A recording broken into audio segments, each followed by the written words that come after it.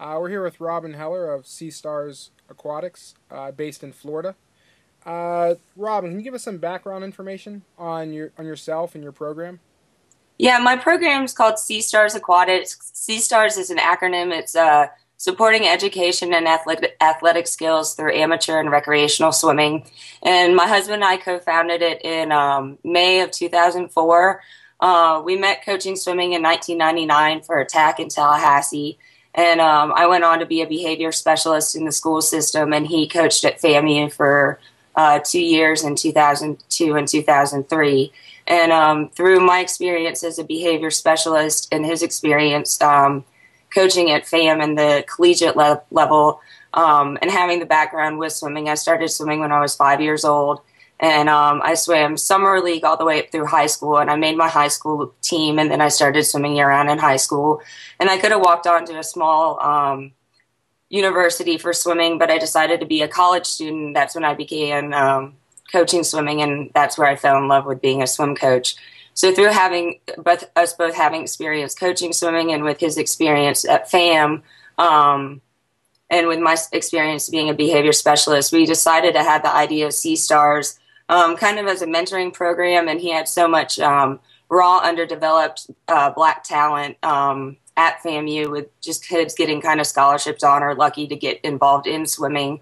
We kind of designed the program with Sea Stars as a vehicle that kids could use through swimming to get into a sport that they didn't really have the opportunity to get into, and B, to kind of have it be a mentoring program. So Sea Stars pretty much started as a year-round swim team for kids on free or reduced lunch.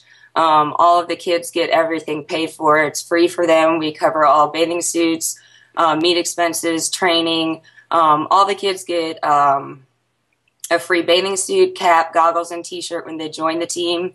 It's only for kids on free or reduced lunch. No kids can pay to be on the team. Then they're put on an incentive program where we track positive sportsmanship conduct, academics, community service hours, personal goals, and positive sportsmanship conduct. And that correlates to a token economy where the kids earn points, which correlates to money. So if they lose a pair of goggles or need a new bathing suit, or they want some of their own equipment, they have to kind of learn money management, and they have a checkbook, and they purchase their own items. So it helps not only through the sport of swimming and the physical aspects of, the harder you work and put into it, it also helps with money management and responsibility. When we started the program, it was to get minorities into the sport of swimming, but to help kind of expedite the nonprofit status and to get us accepted as a nonprofit in the state of Florida, we decided to incorporate special needs into the program. So we kind of run two separate programs. We have a year-round swim team for children that qualify for free or reduced lunch, and then we have another year-round swim team for special needs kids. And we have about 40 year-round kids on free or reduced lunch and about 25 special needs kids. And the way that we do that, the special needs kids, we have about 10 different groups that are kind of tier levels that go up, that the special needs kids start. And as they progress through the different, they swim, our regular kids swim 5 days a week for 2 hours every day from 5 to 7. We have some advanced kids that have started to swim mornings 3 days a week from 6 to 8 before school. But the special needs kids, as they progress through the levels, they then get incorporated into the year-round swim team with the regular kids. And we have like a 12-year-old boy who has Tourette's that swims with the regular kids. We have a 17-year-old autistic boy that has gone through the levels and swam Special Olympics, and he swims with the regular kids too. So just with swimming, all of it's more ability-based than disability-based. There's no age levels in our programs. We have some 8-year-olds on the regular team, some 8-year-olds that join the team, and I just had a 12th grader that joined the team, and they all swim together. And as the more you put into the sport, the more you get out of that, and we try and correlate that, through life situations too.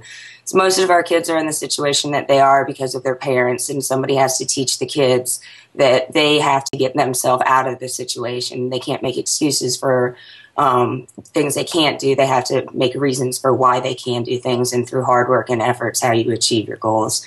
And so we try and correlate that with swimming, and then mainly go on through life with those kids. Oh, that sounds great. I noticed recently on your group on diversity in aquatics that you guys just got a grant from Nike. Can you tell us about that and what you hope to use it for? Yeah, that was an amazing phone call we got from Nike Swim. It happened in August, and I was picked in 2007 as an ASCA fellow through the American Swim Coaches Association, and I met a guy there named Ben Shepard, who's been influential in the venues that we work on in diversity in aquatics and through minorities in swimming. And he actually helped a little bit spread the word of our program through Nike, and we got the phone call in August. And my husband worked with Maritza at Nike, and we got a huge truck came to the house, and we had 2 pallets filled with 51 boxes of uniforms, bathing suits, caps, goggles, and we got to dress the whole team in uniforms and take pictures. And, you know, you bust down the doors all the time looking for help from people, especially in our local community. Chaz and I picked to start Sea Stars here in Pensacola because it's a small town and it's close to the water, and it was really a great place because if we could show that it could work here, we could show that it could work anywhere. That's great. So what are some of the goals you guys have for this 2010-11 season that you guys are? Well, one of the biggest goals I have as a coach is to have some of my swimmers make Southeastern cuts in United States Swimming. United States Swimming is set up into 59 local swimming communities, and we're Southeastern Swimming, and that's the whole state of Tennessee, the whole state of Alabama, and the Panhandle. So I have a few kids that are a few tenths of a second away in Southeastern cuts, and to be able to make that step not only locally in the swimming community, but also, you know, recognized throughout the other states would be huge.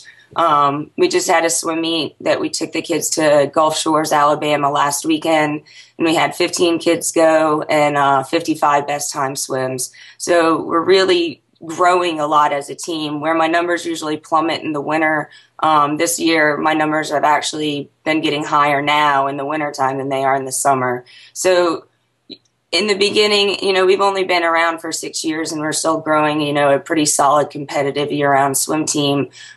They can be recognizable and competitive with, you know, teams across the country.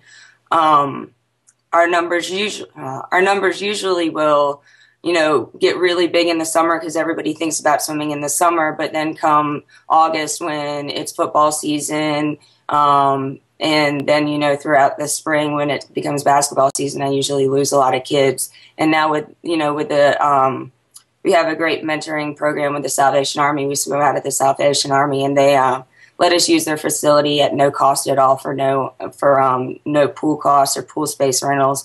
We get a lot of their kids, and the kids have started where 3 years ago when they were kind of scared of this facility, they're really intrigued with it, and they see the 5 or 10 kids that have really stepped up and gone in the program and seen what they're able to do, and it's drawing itself, and it's becoming its own identity. And that's my biggest goal, is to really have it become its own identity so that I can work hard on, you know, the marketing and the fundraising and the things that, you know, administrative things that I don't really want to do as a coach, but the things that are really important to do as a program as a whole. Right. Well, thanks for the interview, Rob, and I'd like to stay in touch with you through the season. You can keep us updated on how the team's doing. And without a doubt. To help. Yeah, I really appreciate you giving me the opportunity just to, you know, teach some people about what we are doing in Pensacola. It's an amazing thing, and I've had lots of ups and downs in doing it. And sometimes I really ask myself, like, what in the world did I get myself into? But every day I get to come home and I know that I'm making a real difference with the kids. And I'm really excited that I've been able to meet you and to be a part of diversity in aquatics and see that there's so many other people in the country that really have the passion that I do and really see the difference that it makes in the youth of our community. And I love it. Yeah, we appreciate all you're doing, and please continue the hard work. All right. Thanks a lot, and thanks for your time. Thank you. All right.